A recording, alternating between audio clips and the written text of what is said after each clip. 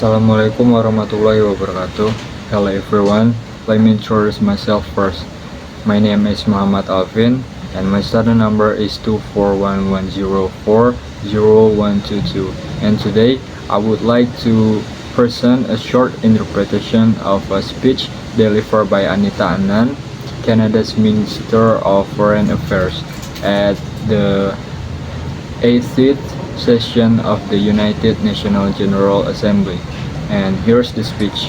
Since the end of the Second World War, multilateral institutions have helped to make our world safer and more prosperous. More than 1 billion people have been lifted out of extreme poverty. Famine and disease have declined. We see shared effort leading to shared prosperity. However, today, the multilateral system is under threat. Some countries are turning more inward, looking at protectionism and unilateralism rather than multilateralism. Around the world, the geopolitical landscape is unstable. Those power is heading towards a way that is undermining, jeopardizing our security and prosperity. We are facing challenges that no country can address alone. Allow me to start with Canada itself, because the strength that we have abroad is based on resilience at home. Proudly bilingual, resilient, dynamic democracy spanning 3 oceans, blessed with natural resources, and above all, defined by the ingenuity of our people. Our scientists are leaders in artificial intelligence and clean technology. Our workers are partnering in the global energy transition. Our entrepreneurs are advancing critical minerals, agriculture, and digital innovation. Canada is home to Indigenous peoples and to immigrants from every corner of the globe. Let me say a few words about Indigenous peoples on the eve of Canada's National Day for Truth and Reconciliation. The voices of Indigenous peoples enrich our democracy at home and diplomacy abroad. Their leadership has laid the foundations for the path followed by Canada and is strengthening our place in the world. Canada has for a long time been advocating for cooperation, diplomacy and international law. Whether this be a question of promoting peacekeeping operations of the UN during the Suez crisis, or indeed the Ottawa Treaty that prohibits anti-personnel mines, Canada has always been an innovative leader on global issues. This is something that still guides us. Not shrink from global challenge. Canada does not retreat from duty. Canada does not walk away from building and strengthening peace. Even as the world changes, Canada remains a stable and reliable partner, both in business and collective security. At its core, our foreign policy rests on 3 pillars. First, defense and security, keeping Canadians safe, strengthening our sovereignty, being good allies and partners in NATO and NORAD. Second, economic resilience, diversifying trade, strengthening supply chains, being an attractive destination for capital, and an entrusted trading partner while advancing rules-based trade. And third, core values, promoting democracy and pluralism, balancing and maintaining human rights, fostering gender equality, protecting our environment, and working with Indigenous partners on sustainable development and prosperity while safeguarding our environment. But we face a changed reality. Rising unilateralism and protectionism weaken multilateral institutions and the rule of law, the very bedrock of the post-war order. À eux seuls. In 2024 alone, 300 million people needed humanitarian assistance.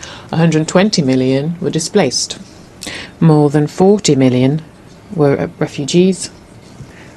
Conflicts cost $14 trillion a year for the global economy, and each figure each of these figures is not simply a statistic, but it's a child, a family, a community. Each and every one of them are just proof of why we must respect together the UN Charter, the Geneva Conventions, the Refugee Conventions and Human Rights Conventions. These stark realities, retreat is not an option. Canada will not turn inward. Canada will work to reform and strengthen multilateral institutions such as the United Nations so that they are more resilient and more effective in meeting the challenges of today and tomorrow. Canada is an Arctic nation. In the Arctic, a critical part of Canada and the world, climate change and new geopolitical pressures create both risks and responsibilities. Canada will safeguard its sovereignty, modernize NORAD with the United States, bolster NATO with fellow members, and work with Indigenous peoples to ensure that the Arctic remains a region of peace, cooperation, and sustainable development. The challenges to security are not confined to our own borders. Russia's 2022 illegal full-scale invasion of Ukraine stands as a grave breach of the UN Charter. Russia's aggression, attacks on civilians, and abduction of children are flagrant violations of international law. Putin believed Ukraine would fall in 3 days. 3.5 years later, Ukraine still stands, its sovereignty intact, its people unbowed, its courage unbroken. Canada's position is clear. Putin cannot be permitted to redraw boundaries at his will. Might does not make right. Ukraine is not backing down, nor will its friends, including Canada.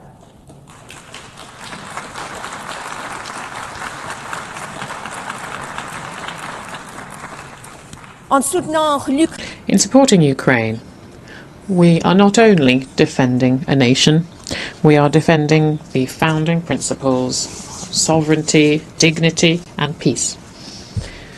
Values that unite us all. Canada has already pledged $22 billion of various types of aid to Ukraine, and Ukraine can count on our long-term support.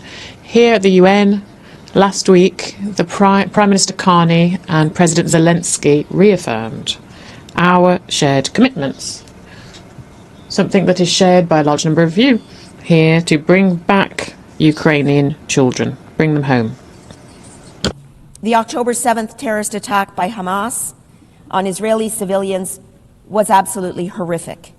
Hamas is a terrorist organization and an impediment to peace. Canada calls on Hamas to lay down its weapons and to release all remaining hostages immediately. The scope of the humanitarian crisis in Gaza is catastrophic and requires urgent action. Canada has committed over $340 million in humanitarian aid, and our Canadian Armed Forces have participated in airdrops. We call on Israel to help protect the civilian population in Gaza, to open land corridors for unimpeded access of humanitarian aid at scale, and to ensure that healthcare facilities are fully protected. The two-state solution is eroding, as is evident in Israel's illegal expansion of West Bank settlements. Canada's recognition of Palestine last week reflects long-standing Canadian policy based on the right of the Palestinian people to self-determination and our commitment to a two-state solution, a future where Israelis and Palestinians live side by side in peace and security. We support partners in the region who continue their efforts to reach a ceasefire as soon as possible and to contribute to the political processes that must follow. Canada will participate in these processes in every way that we can. We are committed to efforts to strengthen the capacity of the Palestinian Authority, working collaboratively with partners in the region. On Haiti, In Haiti, violence is destroying lives and undermining stability. Canada supports the efforts made at the UN Security Council to create a new mission to tackle violence, put a stop to gang violence, and re-establish governance and open the way for stable democracy and a greater level of regional security. These struggles are not something that happens far away in today's interconnected world. Conflicts, indeed, that break out anywhere in the world affect all of us. global economy, Canada's diplomacy is also focused on delivering growth and economic resilience for our people. To grow our economy and create opportunities for our businesses, Canada is deepening partnerships in Europe, the Indo-Pacific, the Americas, and Africa.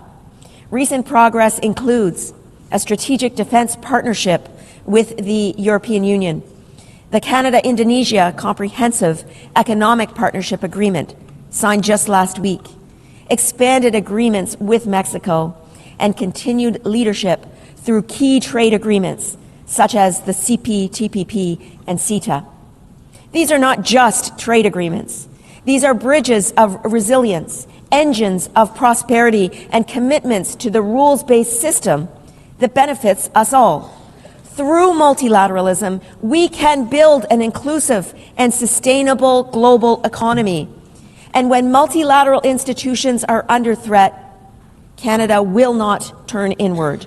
We will lock arms with our partners to strengthen institutions, building their legitimacy and their efficacy to meet the challenges of today and tomorrow. We are determined to forge new economic partnerships and leverage our competitive advantages in areas of economic strength. Canada will ensure that we utilize our diplomatic efforts abroad to the benefit of domestic interests as well. Alors que nous... At a time when we're all looking to strengthen resilience, security, and economic growth of our peoples, we cannot renounce or give up on our multilateral institutions and processes. Multilateralism remains our best hope to address global challenges.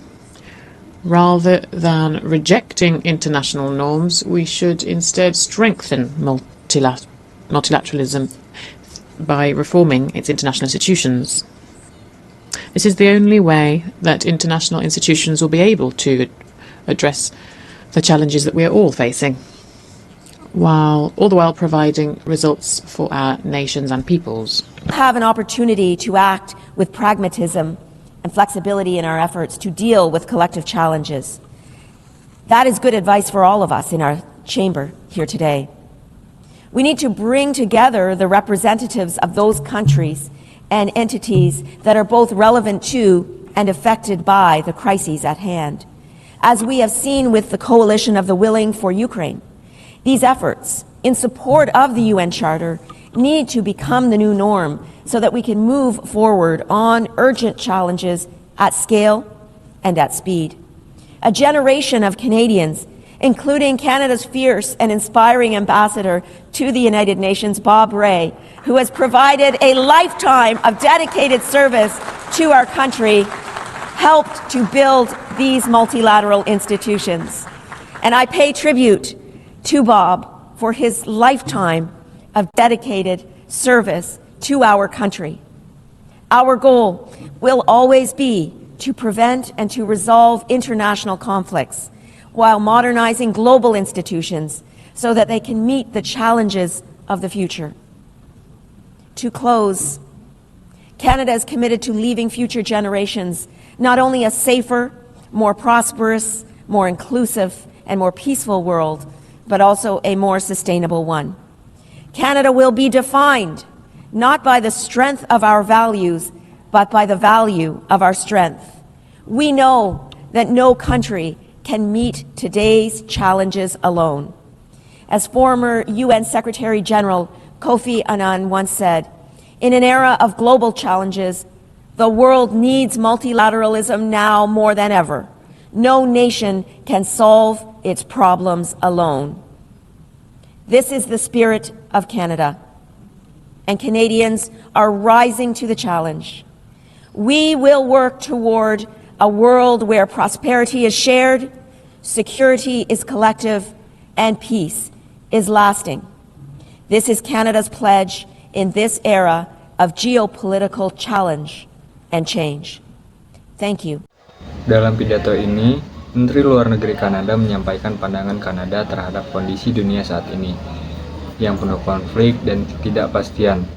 Pidato ini menekankan bahwa tantangan global tidak bisa dihadapi secara individual, melainkan membutuhkan kerjasama antar negara melalui sistem multilateralisme. However, today, this multilateral system is under threat.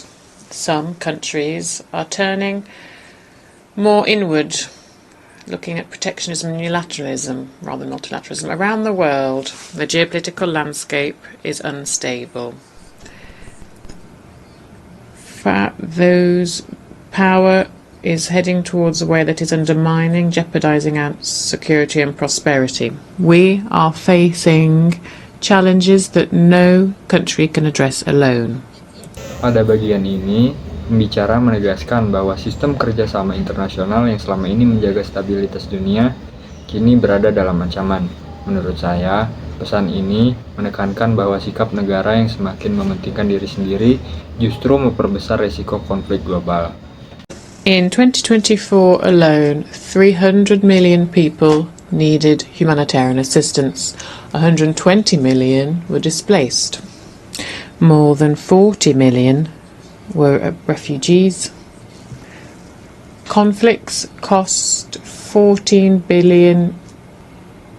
trillion a year for the global economy. And each of these figures is not simply a statistic, but it's a child, a family, a community. Bagian ini menunjukkan dampak nyata dari konflik global. Angka-angka yang disebutkan bukan sekedar data, tetapi mencerminkan penderitaan manusia.